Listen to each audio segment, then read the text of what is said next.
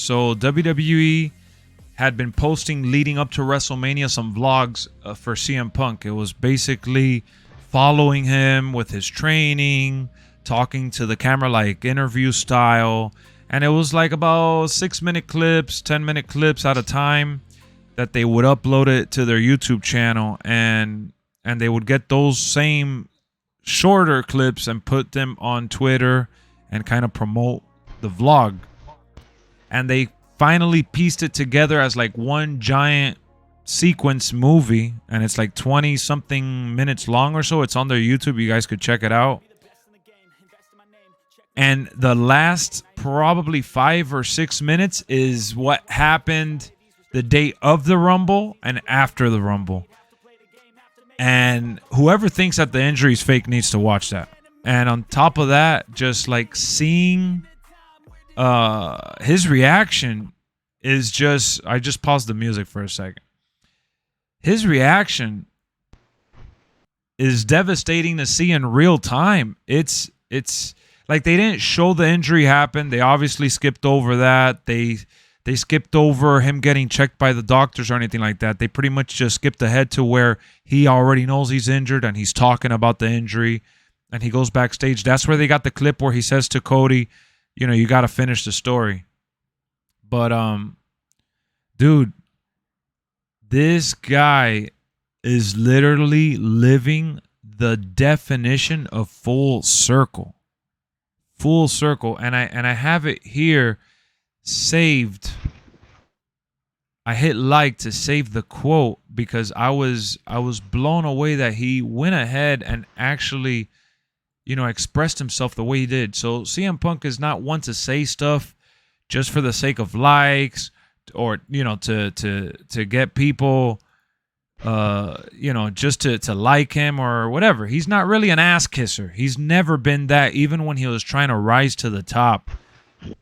And this is what he said in the video. He said, this is at near the end of that video. He said, I'm very careful about saying, like, all right, so here, I got it. I'm very careful about saying where you work is your family because I think your family is your family. Where you work is your job. But it's been a great support system. Then he adds to that, and just certain looks from certain people, and I start crying again, you know? And Cody's one of them. He's a great dude. This locker room is everything the business is supposed to be. It's everything the business was sold to me as being. And it's remarkable. And that's why I'm so sad. I'm not sad I hurt my arm. I'm sad I'm temporarily out of this amazing situation. You know, so for him to express that in a moment where he just literally tore his tricep is 100% not going to be headlining the Chamber. He's not likely, I mean, I would say he's not going to be out at the WrestleMania, right? Performing. So that, like, bro, it just, I feel for him. This guy has been trying to retire in peace for some time now and go on like his final run. And it's been one thing after another for him. And you could be like, oh yeah, that's his own doing. Sure. And he admits it. He made things more difficult for himself than they had to be. But the fact that he acknowledges that now, the fact that he's understanding where he's at, where he's been, where he's headed, it shows a level of growth that some people thought they would never see from him. So for him to come and express himself so openly like that, you know, I don't think it's for cheap pop. I don't think it's it's any of those things that your mind kind of takes you there. Oh yeah, he's just saying that because he's talking to a WWE camera. No, man, he's never been that guy, never. So why would he start doing that now just because he's older, you know? He didn't even do it in AEW, and he was there a couple months ago. You know, so for him to, you know, truly acknowledge that what WWE has created with the talent they have now, the people in management now, what they have going on right now, like this is a completely different experience for him, and he's admitting that. So it sucks, man. It really, really, really sucks that he finally got his wish to work where he wanted to be, a place where it was, you know, we're doing business here. Not everyone is your friend, but when it's time to lace up them boots, everyone is on the same page trying to put on a show, right? The egos kind of get put to rest, and we're just going out there to perform. I mean, he went and put Cody over at the Rumble. Clearly had no issues putting Cody over at the Rumble. And you know, I'm just happy that he was able to show up to the Rumble and perform the way he did, even with a torn tricep. And it was amazing to witness in person for me. And once I found out the news on Monday, I felt so bad. But now even like seeing it play out behind the scenes, I'm just like, my God, like this couldn't have happened at a worse time for this guy. So when he comes back, he's going to blow the roof off the building ×2 again. And I can't wait, man. I can't wait for that moment.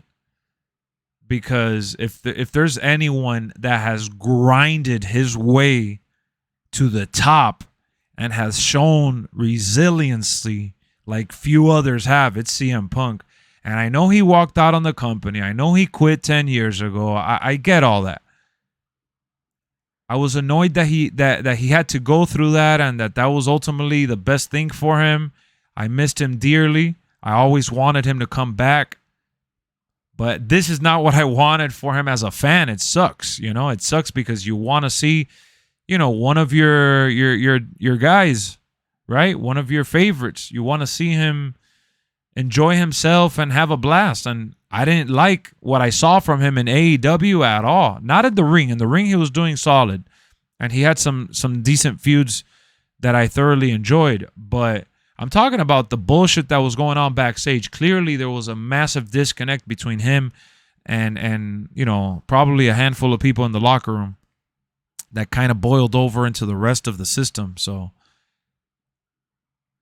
you know, let's see what CM Punk does going forward for WWE. I just hope that this is not another Sting situation where he came out, he had like, you know, what, one match or two matches, and he had a bunch of appearances, and it ultimately ended way too soon, and he ends up having to retire because his body just can't go anymore at the rate he's trying to push it to go at.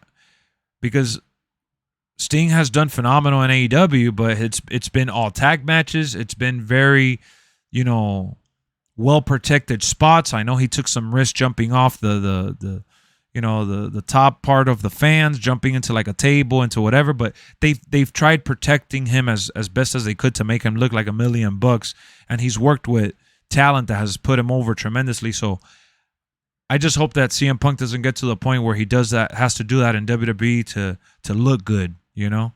I want him to have too long, and he's older now, so he's more, you know, he can get more injuries. Yeah, no, he's so, his body with what happened, it's not looking that great. No, not at all. This is the same torn tricep he had in AEW, bro. Yeah. So his body is 100% giving out on him. His body's 100% telling him that he can't do this anymore, even at a reduced rate. His body is just not keeping up with his mind, and that's the crappy thing about getting old, man. It is. He's in his mid-40s now. So the style that he wrestles, he's gonna have to tone it down a little bit. You gotta adapt to what your body can do now. You know, at the age. Yep. I think that he should talk to The Miz. If there's one person that I know that wrestles in a safe manner, but still does really good, and he's been doing a lot more crazy stuff lately, is The Miz. The Miz is one of those guys that you would want to talk to He's for been longevity. a true workhorse. Yeah, he has. And he's never really injured, honestly, that I could tell. Nope. The only time he got injured was really that I remember was when he was versus Shane McMahon. Remember? Oh yeah, that time and the concussion versus Cena in that match. Yeah. But even then, you know, it wasn't anything crazy that he didn't come back from immediately. So Yeah. let's see, man. Let's see what the future holds for CM Punk.